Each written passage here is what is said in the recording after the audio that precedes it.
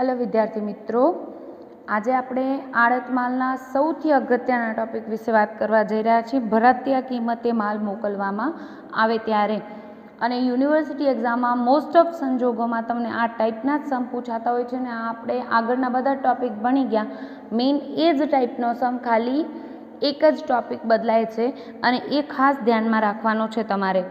હવે ભરતીય કિંમત એટલે શું? તો કે કોઈ પણ વ્યક્તિ હોય, માલધણી એ આડતિયાને માલ મોકલે છે ત્યારે એ કેટલાની મૂળ કિંમતનો મોકલે છે। સપોઝ કે એ 700 રૂપિયાનો માલ મોકલે છે અને એને 1000 રૂપિયામાં વેચવા કહે છે, તો ઘણીવાર એવું થાય ને કે આડતિયાને ખબર પડી જાય કે માલધણીનો નફો કેટલો છે, એટલે ભવિષ્યમાં એવા સિચ્યુએશન આવે કે એ માલધણી પાસેથી એના વતીથી માલનું વેચાણ ન કરે અને પોતાની શોપ ખોલી લે, કારણ કે એને ખબર પડી ગઈ છે કે આ માલ ઉપર આટલો નફો છે। તો આવા સંજોગોમાં ઘણીવાર માલધણી શું કરે છે, થોડી વધુ કિંમત ચડાવીને ભરતીયું મોકલે। ભરતીયું મીન્સ રસીદ, કે જેમાં આપણે કેટલો માલ મોકલાવે, બિલ જે મોકલે છે એને આપણે ભરતીયું કહેતા હોઈએ છીએ। 700ની બદલીમાં સપોઝ કે 200 રૂપિયા નફો ચડાવીને 900 રૂપિયામાં મોકલે છે અને એમને કહે છે કે 1000માં તમારે વેચવાનો છે, તો આને કહેવાય મૂળ કિંમતથી વધારે, એટલે કે નફો ચડાવીને માલ મોકલવામાં આવે તો મૂળ કિંમત સાથે નફાની રકમ એડ કરીને જે કિંમત મળે એને આપણે ભરતીય કિંમત કહેતા હોઈએ છીએ। હવે પ્રોબ્લેમ તો એ થાય કે જ્યારે ભરતીય કિંમતે માલ મોકલવામાં આવે ત્યારે માલધણીને જ્યારે હિસાબો કાઢે ત્યારે એને ચોખ્ખો નફો કેટલો આવ્યો એ શોધવા માટે એને ખબર હોવી જોઈએ કે ભરતીય કિંમત કેટલી હતી ને મૂળ કિંમત કેટલી હતી। એટલા માટે આડત માલમાં ભરતીય કિંમત પર માલ મોકલવામાં આવે ત્યારે 3 રીતે હિસાબો રાખી શકાય। કાં તો માલધણી પોતે મૂળ કિંમતે જ નોંધ કરે। બીજી પદ્ધતિ છે કે 2 ખાનાવાળી પદ્ધતિ રાખવી, એટલે આડત માલ ખાતામાં ઉધાર બાજુ પણ રકમની 2 કોલમ રાખવામાં આવે અને જમા બાજુ પણ 2 કોલમ રાખવામાં આવે, મૂળ કિંમતની અને ભરતીય કિંમતની। એટલે એને ધ્યાન રહે કે કેટલાની મૂળ કિંમતનો માલ, કેટલાની ભરતીય કિંમતનો માલ મોકલવામાં આવેલ હતો। અને ત્રીજી પદ્ધતિ છે હિસાબો ભરતીય કિંમતે જ બનાવવામાં આવે અને મોસ્ટ ઓફ આ પદ્ધતિના સમ આપણે આપેલા છે, ભરતીય કિંમતે નોંધ કરવી।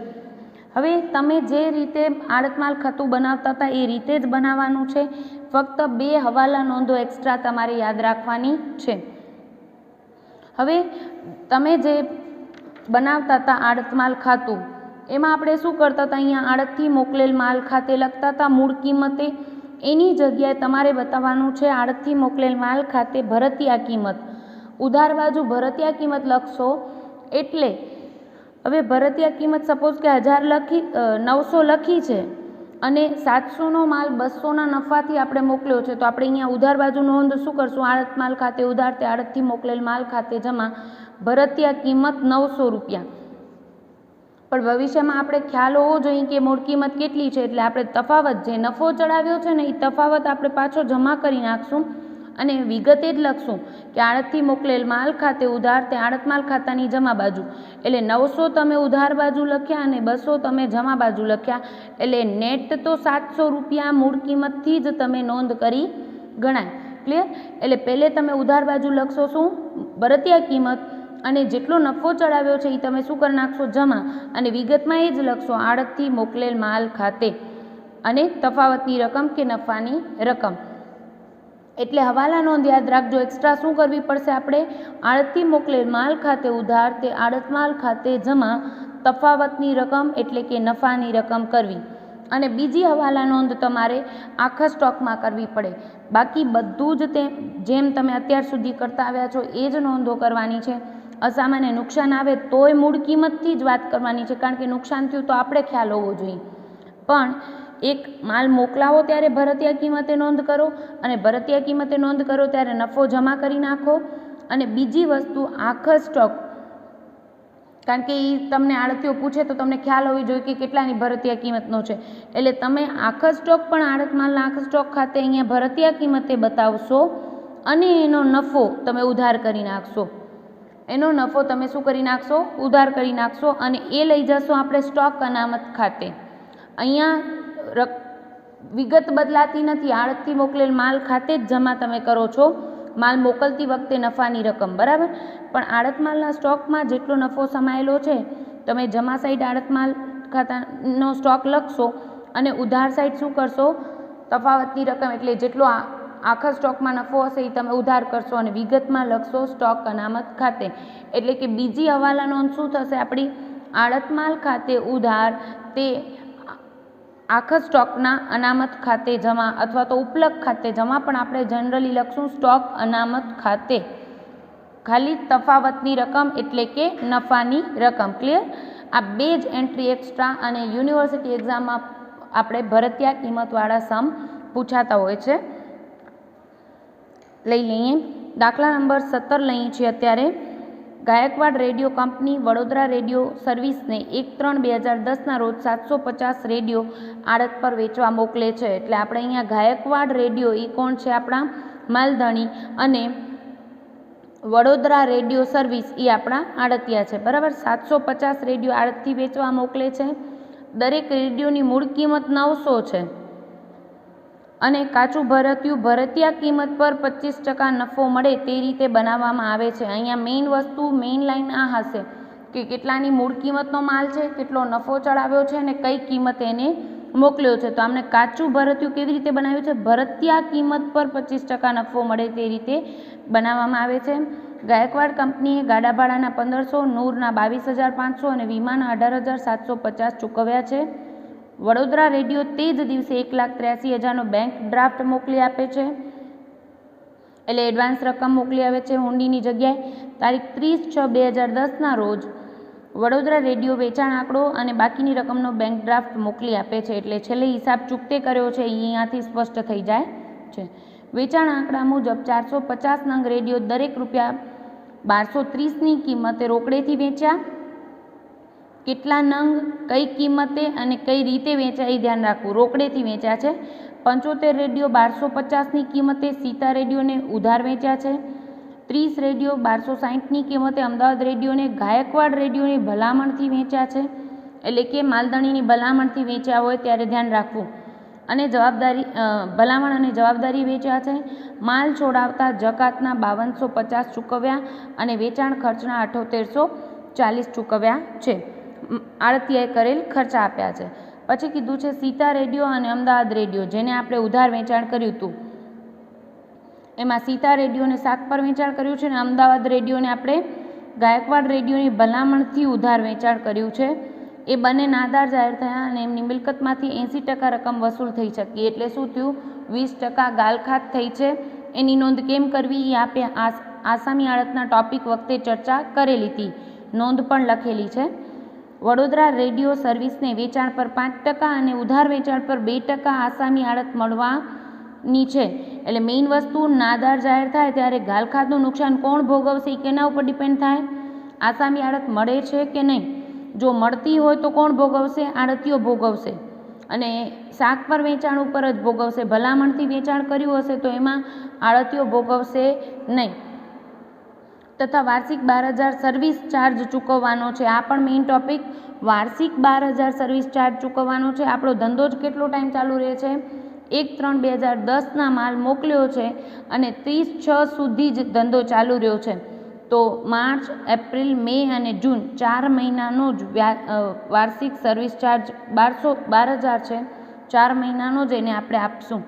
માલધણીના ચોપડામાં આડત માલ ખાતું તૈયાર કરો. આડતની અને આખા સ્ટોકની ગણતરી પણ દર્શાવો. એટલે ફક્ત એક જ ખાતું, આડત માલ ખાતું બનાવવાનું છે માલધણીના ચોપડે. એટલે આપણે બનાવીએ છીએ ગાયકવાડ રેડિયો કંપનીના ચોપડે આડત માલ ખાતું.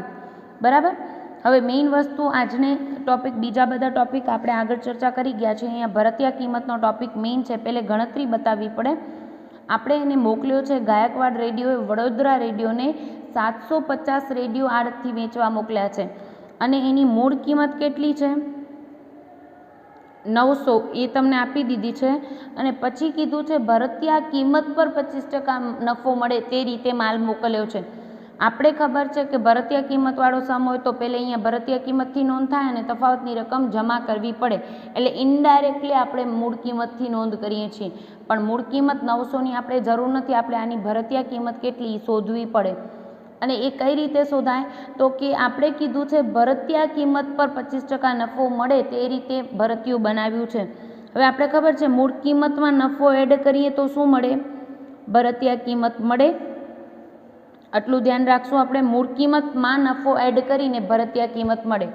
હવે આપણે મૂળ કિંમતના 20% કે 25% કીધા હોત તો આપણે ડાયરેક્ટ 900ના 25% એડ કરીને આપણે ભરતીયા કિંમત શોધી લેત. પણ આપણે અહીંયા મૂળ કિંમતની ટકાવારી આપી નથી. એમ કીધું છે ભરતીયા કિંમત પર 25% નફો ચડાવીને. તો આપણે જેના ઉપર નફાની ટકાવારી કીધું હોય એને આપણે 100 ધારવા પડે. ધારો કે ભરતીયા કિંમત 100 છે. શું કામ આને 100 ધારવા પડ્યા? તો કે એને કીધું છે ભરતીયા કિંમત પર 25% નફો ચડાવીને આપણે માલ મોકલ્યો છે. આપણી પાસે ભરતીયા કિંમત નથી કે એના 25% શોધી શકીએ. એટલે આપણે શું કર્યું? ધારો કે ભરતીયા કિંમત 100 છે, એના ઉપર 25% એટલે 100ના 25% કેટલા થાય? 25% નફો ચડાવીને માલ મોકલ્યો છે. તો આપણે પડતર કિંમત કઈ રીતે મળે? પડતર કે મૂળ કિંમત.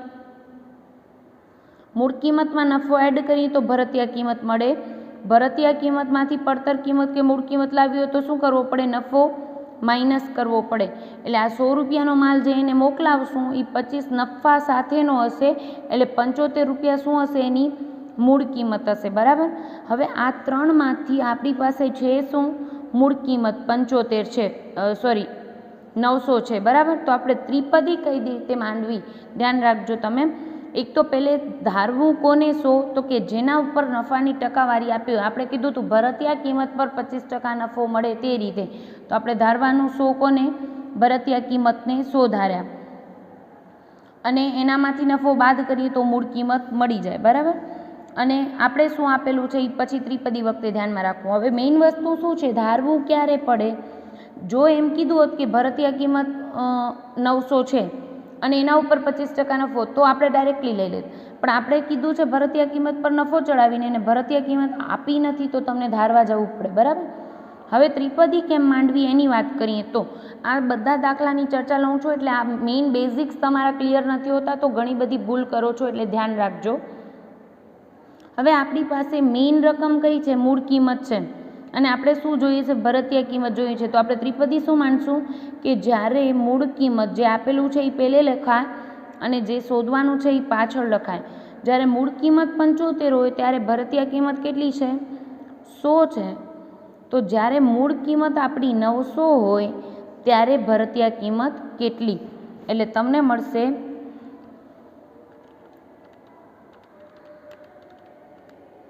1200 રૂપિયા. એટલે 900નો માલ તમે નફો ચડાવીને કેટલામાં મોકલ્યો છે? 1200માં. એટલે નફો કેટલો થાય? 1200 મળી તમને ભરતીયા કિંમત. એટલે 300 રૂપિયા શું થાય? નફો. ક્લિયર. અને આ કર્યા પછી પણ સ્ટાર્ટિંગમાં જ્યારે તમે સમની પ્રેક્ટિસ કરો છો ત્યારે ફરીથી રીચેક કરી લેવું. તમને શું કીધું હતું? ભરતીયા કિંમતના 25%. તો તમે 1200ના 25% કરો એ નફો આવવો જોઈએ. ક્લિયર. 1200ના 25% એટલે 300 નફો અને 1200માંથી 300 લેસ કરીએ તો આપણે પડતર કિંમત કે મૂળ કિંમત 900 છે. આ બેઝિક્સ મેઇન ક્લિયર હોવા જોઈએ. હવે નોંધ કરીએ તો આપણે આ માલ મોકલીએ છીએ 900ની કિંમતનો માલ આપણે એને મોકલીએ છીએ 1200 રૂપિયામાં. એટલે ઉધાર બાજુ નોંધ શું કરશું? આડત માલ ખાતે ઉધાર તે આડતથી મોકલેલ માલ ખાતે. અને ક્લિયર જ લખું છું અહીંયા. ભરતીયા કિંમત લખવી કમ્પલસરી છે કે આ ભરતીયા કિંમતે લખ્યો છે. માલદણીને ખ્યાલ તો આવવો જોઈએ ને કે આ કઈ કિંમત છે. અને કેટલા રેડિયો મોકલ્યા છે? 750 રેડિયો. કેટલી કિંમતે? તો કે ભરતીયા કિંમત 1200ની કિંમતે મોકલેલ છે. એટલે નોંધ કરી નાખીએ 750 ગુણ્યા 1200 એટલે તમને મળશે 9 લાખ રૂપિયા. હવે જ્યારે જ્યારે ભરતીયા કિંમત લખાય એટલે આપણે એની જમા એન્ટ્રી શું કરવી પડે? એ જ વિગત. આડતથી મોકલેલ માલ ખાતે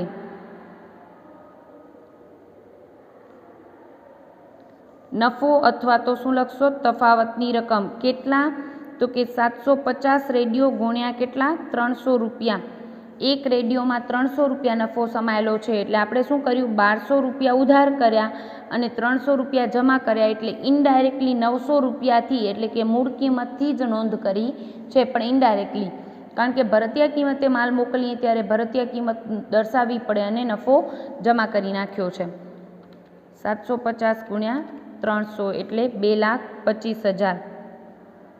આ મેઇન ટોપિક. બાકી તમારો સમ એમને એમ જ થશે. ખાલી ક્યાં આવશે? બીજી આવી જ હવાલા નોંધ આખા સ્ટોક વખતે ધ્યાનમાં રાખવાનું છે. એ સિવાય આખો સમ પહેલાં તમે જેમ ભણતા હતા એમ જ લેતા જ અહીં છે એક પછી એક વ્યવહારો. ગાયકવાડ કંપનીએ ગાડા ભાડાના અને ખર્ચના ચૂકવ્યા છે. ગાયકવાડ કંપની એટલે કે માલધણી ખર્ચ ચૂકવે એટલે શું લખીએ? આડત માલ ખાતે ઉધાર તે રોકડ ખાતે જમા ખર્ચા 1 by 1 ખર્ચા લખી નાખીએ. ગાડા ભાડાના 1500,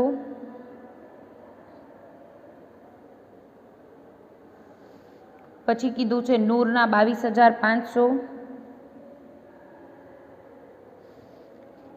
વીમાના 18,750,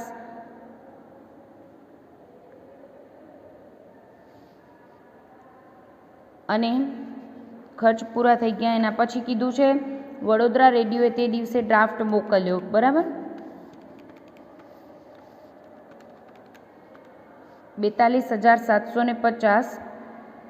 વડોદરા રેડિયોએ ડ્રાફ્ટ મોકલ્યો એની નોંધ શું કરીએ આપણે?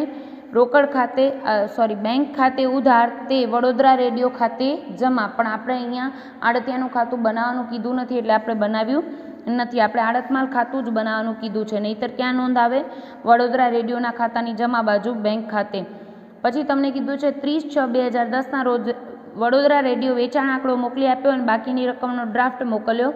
વેચાણમાં કીધું છે વેચાણની વિગતો લખીએ તો આપણે શું નોંધ કરીએ? વેચાણ થાય એટલે આડત માલ ખાતે જમા વડોદરા રેડિયો ખાતે વેચાણ. અને વેચાણમાં રોકડ ઉધાર અને ભલામણથી હોય ત્યારે એ વ્યવસ્થિત દર્શાવવું કમ્પલસરી. 450 નંગ રેડિયો 1230ના ભાવે રોકડેથી વેચાય એટલે આપણે રોકડ વેચાણ છે કેટલું? 450 રેડિયો 1230ના ભાવના. 75 રેડિયો 1275 રેડિયો છે 1275ના ભાવના અને એ મોકલાયા છે સીતા રેડિયોને શાક પર એટલે ઉધાર વેચાણ. અને ઉધારના બ્રેકેટમાં લખવું કયા પક્ષકારને? તો આપણે લખ્યું સીતા રેડિયોને. ક્લિયર? અને પછી કીધું છે ત્રીજું વેચાણ કીધું છે 30 રેડિયો 1260ની કિંમતે એટલે 30 રેડિયો 1260ની કિંમતે ભલામણથી. અને કોને? અમદાવાદ રેડિયોને મોકલાયા છે એટલે ભલામણથી વેચાણ અમદાવાદ રેડિયો.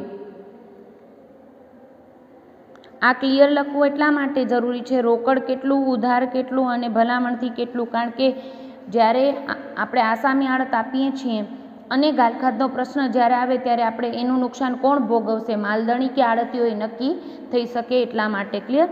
અને બીજું અહીંયા નંગ પહેલે અને પછી ભાવ લખો તો જ્યારે તમે આખો સ્ટોક ગણો ત્યારે ભૂલ ન થાય. વેચાણની ટોટલ રકમ લઈ લઈએ 450 × 1230 એટલે તમને મળશે 5,53,500.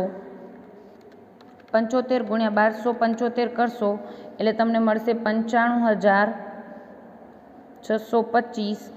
અને 30 રેડિયો 1260ના ભાવના એટલે તમને મળશે 37,800.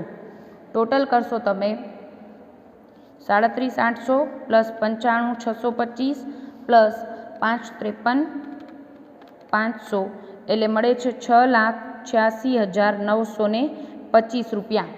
ક્લિયર? વેચાણની નોંધ કરી નાખી. આની બીજી નોંધ ક્યાં આવે? ક્રોસ એન્ટ્રી વડોદરા રેડિયો ખાતાની ઉધાર બાજુ. પણ આપણે અહીંયા આડતિયાનું ખાતું બનાવવાનું નથી એટલે આપણે કરતા નથી.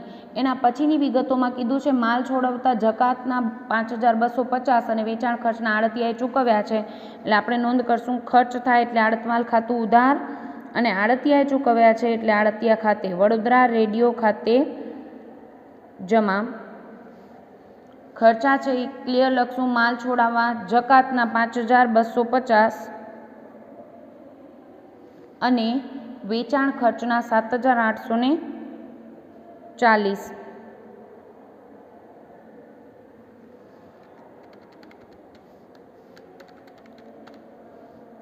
13,090 રૂપિયા. ક્લિયર? એના પછી કીધું છે સીતા રેડિયો અને અમદાવાદ રેડિયો નાદાર જાહેર થયા અને મિલકતમાંથી 80% રકમ વસૂલ થઈ શકી એટલે આને ઉધાર વેચ્યું છે અને અમદાવાદ રેડિયોને ને સીતા રેડિયોને ઉધાર વેચ્યું છે પણ ભલામણથી વેચ્યું છે. દેટ મીન્સ ગાયકવાડે કીધું હતું કે તમે અમદાવાદ રેડિયોને ઉધાર આપજો એટલે વડોદરા રેડિયો એને ઉધાર આપ્યું હતું. તો એનામાં નુકસાન થાય તો કોણ ભોગવે? માલધણી જ ભોગવે, બરાબર. બાકી ઉધાર વેચાણ સીતા રેડિયોનું નુકસાન, ગાલખાતનું નુકસાન કોણ ભોગવશે એ શેના પરથી નક્કી થાય? તો કે એને આસામી આડત આપવામાં આવે છે કે નહીં. તો એના પછીની જ લાઇનમાં કીધું છે વડોદરા રેડિયો સર્વિસને વેચાણ પર 5% આડત અને ઉધાર વેચાણ પર 2% આસામી આડત આપીએ છીએ. તો હવે આસામી આડત તો વડોદરા રેડિયોને આપણે શા માટે આપી છે? કે એના શાક પર વેચાણ, ઉધાર વેચાણ એ જે કંઈ કરે એમાં જો ગાલખાત થાય તો એનું નુકસાન કોણ ભોગવે? આડતીઓ પોતે ભોગવે, એટલે કે વડોદરા રેડિયો પોતે ભોગવશે. એટલે જે સીતા રેડિયોનું જે ગાલખાત થઈ છે એનું નુકસાનની નોંધ માલધણીના ચોપડે કોઈ આવે નહીં. આ પહેલાં આપણે નોંધો જોઈ ગયા છીએ આસામી આડતની, એ તમે ખાસ જોઈ લેશો. ફરીથી એવું હોય તો રિપીટ કરી લેજો. જ્યારે આસામી આડત આવે ત્યારે નુકસાન કોણ ભોગવે? ઉધાર વેચાણ અંગે જો આસામી આડત આપવામાં આવતી હોય તો ગાલખાતનું નુકસાન આડતીઓ ભોગવે અને તો માલધણીના ચોપડે કોઈ નોંધ થાય નહીં. પરંતુ આસામી આડત મળતી હોય અને માલધણીની ભલામણથી જ ઉધાર વેચાણ કરવામાં આવ્યું હોય અને કાંઈ પણ ગાલખાત થાય તો એનું નુકસાન કોણ ભોગવે? માલધણી પોતે, કારણ કે એને ભલામણ કરી હતી એટલે આડતિયાઓને ઉધાર આપ્યું હતું, પોતાના જોખમે આપ્યું નથી. એટલે તો માલધણી પોતે નોંધ કરશે અને તો નોંધ શું કરશે? નુકસાન થાય છે એટલે આડતમાલ ખાતે ઉધાર, ને તે હવે આડતીઓ એટલા રૂપિયા આપશે નહીં એટલે એના ખાતે જમા. ક્લિયર? આ નોંધો યાદ રાખજો. એટલે જે સીતા રેડિયોની ગાલખાતની નોંધ આપણા ચોપડે એટલે કે ગાયકવાડના ચોપડે કોઈ નોંધ થશે નહીં. કોણ નોંધ કરશે? આડતિયાના ચોપડે. એ ખાતું આપણે બનાવવાનું નથી એટલે આપણે એની નોંધ નથી કરતા. પરંતુ અમદાવાદ રેડિયોની ગાલખાતની નોંધ થશે અને એ કેટલી? તો કે આપણે નોંધ કરશું આડતમાલ ખાતે ઉધાર, તે વડોદરા રેડિયો ખાતે જમા. ગાલખાત અને કેટલી? તો કે એને વેચાણ કર્યું તો આપણે 37,800, એમાંથી 80% વસૂલ થઈ શક્યા એટલે 20% નથી વસૂલ થયા, એ આપણી ગાલખાત કહેવાય. 7,560 રૂપિયા. ક્લિયર? એના પછી વ્યવહારો આપ્યા છે આડતને લગતા. આડત આપી દઈએ વડોદરા રેડિયો ખાતે. આડત માલધણીનો ખર્ચ છે એટલે આડતમાલ ખાતે ઉધાર, તે આડતિયા એટલે કે વડોદરા રેડિયો ખાતે જમા આડત. એમાં સામાન્ય આડત કીધી છે 5% અને સામાન્ય આડત કોના ઉપર લેવાય? કુલ વેચાણ ઉપર, એટલે 6,86,925ના 5% સામાન્ય આડત અને આસામી આડત 2% કોના ઉપર? ઉધાર વેચાણ ઉપર જ લેવાય. આસામી આડત ફક્ત અને ફક્ત ઉધાર વેચાણ પર લેવાય. 95,625 પર 2% લેખીને આપણે આસામી આડત આપશું. 6,86,925ના 5% એટલે તમને મળશે 34,346.25 આવે છે, એટલે આપણે કરશું 34,346 અને 95,625ના 2% આસામી આડત એટલે 1912.5, એટલે આપણે કરશું 1900 રાઉન્ડ ઓફ કરી નાખીએ છીએ 13 રૂપિયા. ક્લિયર? બંનેનું ટોટલ કરી નાખીએ 34,346 એડ કરીએ એટલે આપણે મળશે 36,259 રૂપિયા. ક્લિયર? અને આની સેકન્ડ એન્ટ્રી ક્યાં આવે? વડોદરા રેડિયોના જમા બાજુ. જે આ દાખલા પૂરતું આપણે બનાવવાનું નથી. બધા જ વ્યવહાર આવી ગયા. ઓકે. એના પછી છે વાર્ષિક 12,000 સર્વિસ ચાર્જ ચૂકવવામાં આવે છે. હવે આપણે એને 5% આડત પણ આપીએ છીએ, ઉધાર વેચાણ પર 2% આસામી આડત તથા વાર્ષિક 12,000 સર્વિસ ચાર્જ પણ આપીએ છીએ. પણ સર્વિસ ચાર્જ વાર્ષિક 12,000 આપીએ છીએ. જ્યારે આડત માલનો ધંધો જ પહેલી લાઇનમાં કીધું હતું 1/3/2010ના આપણે એને માલ મોકલાયો હતો અને વેચાણ આંકડો એને 30/6ના મોકલાવી દીધો છે. એટલે માર્ચ મહિનો, માર્ચ, એપ્રિલ, મે અને જૂન આખો એમ 4 મહિનાનો જ આપણે સર્વિસ ચાર્જ ચૂકવવાનો થાય. તો આપણે નોંધ કરશું વડોદરા, જેમ આડત ચૂકવી એમ જ આપણે આ એક્સ્ટ્રા ચૂકવવાના છે. એટલે વડોદરા રેડિયો ખાતે સર્વિસ ચાર્જ 12,000 વાર્ષિક ગુણ્યા 4/12, 4 માસનું જ આપવાનું છે. એટલે કેટલું આવશે? 4,000. ક્લિયર? બધા જ ટોપિક આવી ગયા. એટલે તમારો ફેવરિટ ટોપિક આપણે લઈ લઈએ આખા સ્ટોક. અને આ દાખલામાં ભરતીય કિંમત હોય ત્યારે આખા સ્ટોકની ગણતરી કેમ કરવી એ પણ મેઇન ટોપિક છે. ક્લિયર? આખા સ્ટોક આપણે શું કરવાનું છે?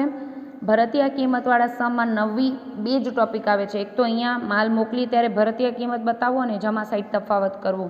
અને આખા સ્ટોકમાં આપણે અહીંયા જે લખીએ છીએ આડત માલના સ્ટોક ખાતે એ પણ તમે બતાવશો ભરતીય કિંમતથી, અને પછી એનો જે તફાવતની રકમ છે, જે નફો છે એમાં સમાયેલ એ ક્યાં લખશો? અહીંયા ઉધાર બાજુ સ્ટોક અનામત ખાતે તફાવતની રકમ. બરાબર? એટલે તમે છેવટે તો મૂળ કિંમતથી જ નોંધ કરો છો. ગણતરી કરીએ આખા સ્ટોકની ગણતરી. આખો સ્ટોક કેટલો? તો કે આપણે એને મોકલાવ્યા કેટલા રેડિયો હતા? 750 રેડિયો મોકલાવ્યા હતા.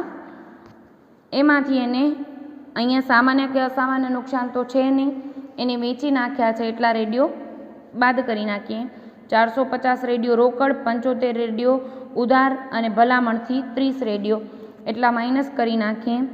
450 રોકડેથી, 75 સીતા રેડિયોને અને 30 રેડિયો અમદાવાદ રેડિયોને ભલામણથી વેચ્યા છે.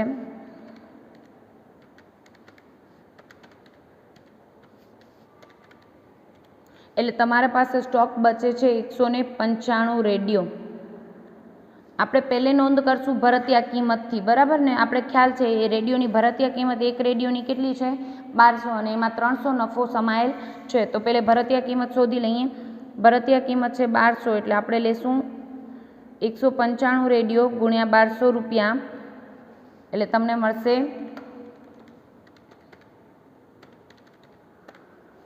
2,34,000. એમાં એડ કરશું આપણે. ખ્યાલ છે પહેલાં શું કરતા હતા?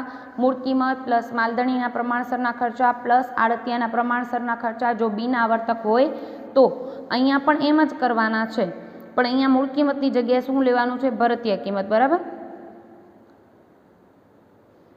માલધણીના પ્રમાણસરના ખર્ચા. માલધણીએ ખર્ચ કેટલા કર્યો છે? 42,750 રૂપિયા. પણ કેટલાની કિંમત ઉપર? કેટલા રેડિયો ઉપર કર્યો તો એને ખર્ચ? 750 રેડિયો ઉપર એને કર્યો છે 42,750નો ખર્ચ. તો આ જે બચ્યા છે 195 રેડિયો એના ઉપર ખર્ચ કેટલો?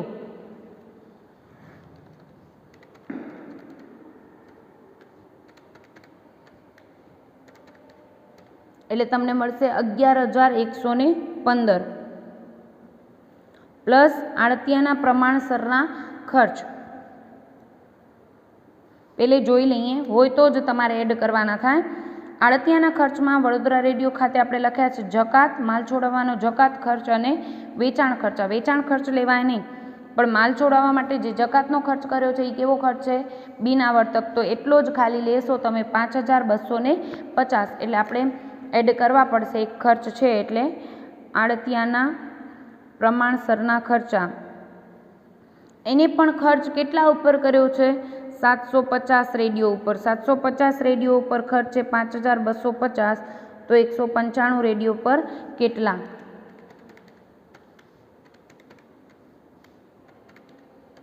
એટલે તમને મળશે 1,365 રૂપિયા.